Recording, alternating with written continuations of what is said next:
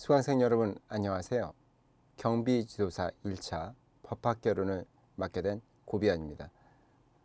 경비지도사 공부를 시작하시는 분들 또 해오셨던 분들도 있을 텐데요. 이 자격증이 생각보다 획득하시는 게 또 쉽지만은 않습니다.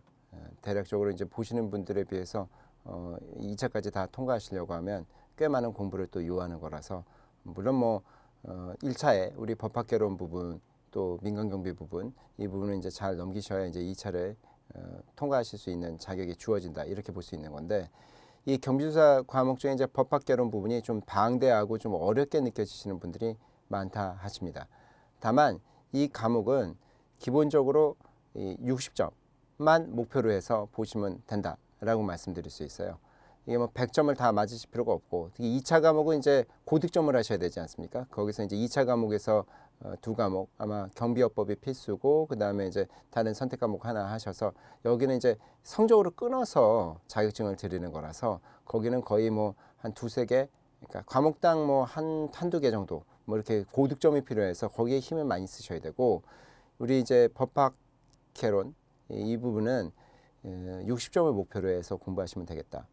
두 개 합해서 민간경비하고 합해서 이제 60점만 넘기시면 되는 거라, 만약 법학개론이 너무 힘드시면 민간경비를 좀 고득점을 하시고, 다만 이제 과목 낙제라는 게 있어서 제가 설명드리겠지만 40점은 넘기셔야 돼서 최소 못해도 이제 16문제는 맞춰주셔야 된다, 이런 얘기를 할 수 있습니다. 그러면 이 경비지도사의 법학개론에 대한 일반적인 얘기를 좀 드리도록 하겠습니다. 경비지도사 1차 시험의 개요를 말씀드리면, 1차는 법학개론과 민간경비 각 40문제씩 해서 80문제가 나오는데요. 합격점이 두 과목 합산해서 총 60점을 득점을 하되, 각 과목에서 과락제도라는 게 있어서 과목 낙제라는 개념입니다. 40점 이하가 돼서는 미만이 돼서는 안 돼요. 그래서 못해서 40점은 맞아야 된다. 그 얘기는 16문제를 맞춰야 된다는 얘기입니다. 밑에 보시면 세 번째 점에 보시면 각 과목별로, 그렇죠? 40문제 중에 16문제 이상은 맞추고, 두 과목이 합산해서 48개, 80개에서 이제 60점이면 48개거든요. 48개 이상을 맞추면 합격이 된다, 이겁니다. 1차는 통과가 돼서 이제 같은 날 보는 2차하고 합산해서 이제 자격증이 그 고득점, 2차는 고득점 하시는 분 순서대로 이제 드리게 되는 거죠. 전략적으로 60점, 즉 24개를 목적으로 공부하시면 된다, 법학개론 부분은. 이렇게 말씀드릴 수 있어요. 왜냐면 그러면 16점 맞추고 민간경비를 80점에 해당되는 40문제에 있으면 80점이면 32개를 맞추면 되겠네. 예, 그러셔도 됩니다. 그러나 그게 생각보다 더 쉽지는 않기 때문에 보다 보면 민간경비도 한 70점 내외 정도가 나올 수가 있어서, 이거 16개만 딱 맞춰서 40점만 맞추시겠다고 하면 그렇게 잘 안 돼요. 그래서 기본적으로 60점을 목표로 하시다 보면 조금 떨어져도 이제 민간경비하고 이제 잘 맞춰서 성적이 나올 수 있으니 이걸 목표로 공부하시는 게 좋겠다, 이런 말씀을 드립니다. 그럼 영역별로 보면 어디가 중심이냐? 그러면 총 7개 영역으로 나눠져 있는데요. 법학, 일반, 헌법, 민사법, 그다음에 형사법, 상법, 사회법, 행정법, 여기 총 7개 영역으로 나눌 수 있습니다. 근데 배점이 좀 달라요. 총 40문제가 나오는데, 여기서 보시는 것처럼 매년 5개년 동안의 이제 추이를 제가 만들어 온 건데, 우리 교재에도 아마 잘 나와 있을 겁니다. 거기서 보시면 법학 일반 부분이 제일 비중이 높죠. 총 9문제라고 해서 평균으로 보시면 될 것 같아요. 9문제, 40문제 중에 9문제가 나오는 거라 거의 25%가 나오는 곳입니다. 그래서 이 부분은 꼼꼼히 다 맞추셔야 돼요.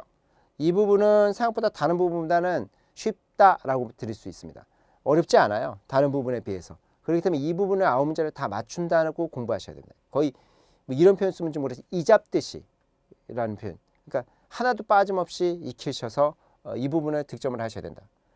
계산해 보면 만약에 과락만 넘기고 민간경비를 잘 볼 수 있다고 하시는 분은 이 부분만 맞춰도 16문제를 만약에 마지노선으로 놓는다고 하면 이 부분만 9문제 맞추시면 거의 나머지는 찍어도 넘길 수 있는 거라서, 이 부분은 중점적으로 9문제를 거의 놓치지 말고 보셔야 된다라고 보는 거고, 헌법 부분이 5문제가 또 나와요. 근데 헌법 부분도 나오는 부분이 조금 있습니다. 그래서 여기도 공부가 그닥 어렵진 않습니다.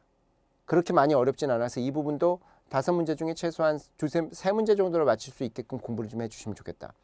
근데 이 민법 부분이 정말 어렵습니다. 민법은 제가 설명도 길게 드릴 수밖에 없을 건데, 이 부분은 정말 어려워서 너무 여기를 꼼꼼히 열심히 공부하시는 건 나중에 다른 거 법적인 내용을 아실 때는 좋아요. 하지만 경비지도사 수험을 위해서는 그닥 권하지는 않습니다. 그래서 이 부분은 좀 경비업법이 계약 부분이 있거든요. 그 부분은 중점적으로 공부하시면 좋겠고, 형사법은 형법과 형사소송법이 같이 나눠지는데, 형법 부분은 내용이 많음에도 불구하고 요즘은 2문제 정도밖에 안 나옵니다. 그래서 그 부분은 거의 공부를 조금 약하게 하시고 중점적으로 공부하시는 게 형사소송법 부분을 좀 공부하시는 게 낫다라고 말씀드릴 수 있어요. 상법은 회사법과 보험법이 나오는 건데, 물론 나머지까지 제가 수업에 들어가면 다 말씀을 드리긴 할 겁니다. 교재에 나와 있는 것은. 하지만 이제 중점적으로 공부하시는 게 회사법과 보험법인데, 회사법이 정말 어렵습니다. 그래서 차라리 보험법 부분이 좀 쉽거든요. 보험법 2문제를 맞추시는 게 낫다.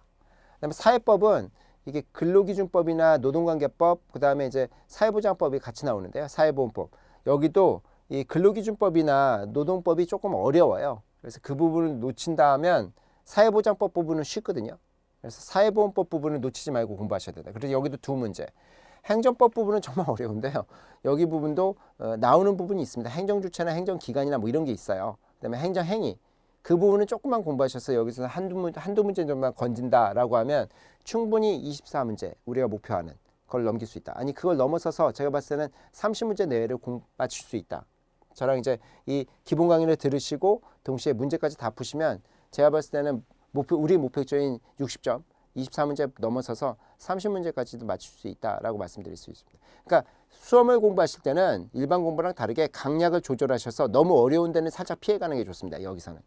그래서 쉬운데, 그러니까 법학 일반, 그다음에 헌법 부분, 그다음에 이제 말씀드리게 상법에서 뒤에 부분에 보험법, 그다음에 사회법에서도 사회보장법, 행정법 같은 경우는 이제 행정주체나 이런 것만 좀 알아두시고, 여기도 이제 형법 같으면 형사소송법의 몇 가지 부분, 이렇게 경비업법 이렇게 해서 이제 맞추시면 될 것 같다라는 말씀드려요. 세부적으로 조금만 더 보여드리면, 법학 일반 부분은 그러니까 작년 기준으로 해서 말씀드리는 겁니다. 법의 의의라는 게 나왔고요. 그다음에 이제 조례, 자치규칙에 대한 법원에 대한 법의 근거에 대한 게 나왔고, 법의 구조에서 성문법과 불문법의 차이, 그다음에 법의 분류, 그다음에 적용과 해석에서 이게 참 중요한데요. 사실의 확정이라고 제가 열심히 설명드릴 건데 이 부분이 좀 나왔고요. 그다음에 권리 의무 부분이 이게 민법하고 맞닿아 있는 부분이거든요. 근데 이 부분에 이제 종류, 권리의 종류 같은 게 나와요. 그 부분에서 매번 나오는 게 있습니다. 매번 나오는 게 있어서 그거를 이제 중점적으로 제가 설명을 드릴 거고 거기만 보시면 되고, 권리 충돌 순위가 있거든요. 권리 간에 그런 것도 나오죠. 여기는 빠짐없이 다 맞춘다고 생각하셔야 되는데, 권리 의무 파트가 최근에 굉장히 많이 나오고 있어서 이 부분은 설명을 좀 많이 드릴 거예요. 그다음에 이제 헌법 부분은 총설 부분은 거의 안 나오고요. 예로부터 잘 안 나왔습니다. 이 기본권 부분은 좀 공부하셔야 돼요. 이 헌법의 제도 같은 게 너무 많아서 공부해 놓으시면 너무 어려워서 힘들고, 기본권 부분의 내용이 거의 나오기 때문에 이 부분을 좀 보셔야 되고, 그다음에 통치구조 속에서 국회나 그 행정부의 권한 같은 게 나오고, 헌법재판소의 내용들이 나와서 이건 제가 찝어서 설명을 드릴 겁니다.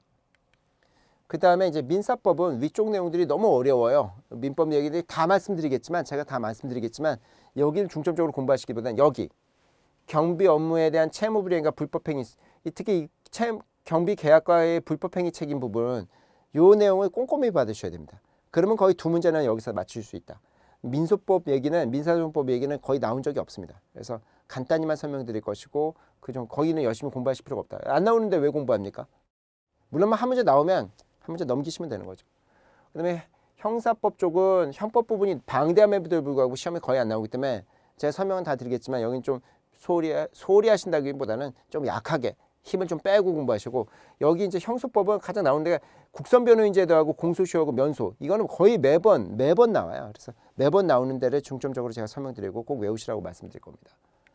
그다음에 상법은 굉장히 어려운데, 이 회사법 부분이나 개요는 제가 거의 충분히 설명을 드릴 거지만 개요에서 거의 안 나오고, 이 회사법은 종류 정도만 익혀두시고, 보험법을 반드시 다 익혀서 맞추셔야 됩니다. 보험법 부분이 어렵지 않은데 시험에 자주 나오죠. 조금 예전보다 어렵게 나오지만 그래도 여기를 맞추시는 게 핵심이다. 그다음에 이제 사회법 부분도 근로기준법이나 노동관계법이 나와요. 위쪽에 노동법 쪽에서. 그러니까 노동법 나오면 근로기준법 나오고 뭐 이렇게 해서 2문제 보통 나왔었는데, 작년에 나왔던 거는 이쪽 사회보장법에서 3문제를 냈어요. 사회보장법 부분이 좀 쉽거든요. 4대 보험 같은 걸 조금 익혀두시면 되는 거거든요. 4대 보험하고 공공부조라는 개념. 그래서 이렇게 나온다면 여기서 2문제는 반드시 맞출 수 있다. 그래서 이 부분을 좀 중점적으로 공부하시면 되고, 마지막으로 행정법은 정말 어려운데, 여기는 뭐 좀 방대하고도 어려워요. 그러나 대체로 이 행정행위라는 내용만 조금 알아두시면 거기서 한두 문제 정도는 건지실 수 있다. 이런 식으로 공부를 하시면 좋겠다라는 얘기입니다. 뭐 저랑 기본 강의를 보시고 동시에 문제까지 같이 풀고 나면 충분히 다 소화가 되셔서 아 저는 저 얘기 때문에 이제 OT 때 저렇게 얘기했구나라는 걸 아실 겁니다. 그래서 큰 걱정하지 마시고 그 강의를 쭉 성실하게 들어만 주시면 득점을 하실 수 있다라는 말씀드리면서 최선을 다해서 설명드리도록 노력하겠습니다. 그러면 본 강의에서 기본 강의 본 강의에서 만나 뵙는 거를 약속하고 다음에 또 같이 공부하시도록 하죠.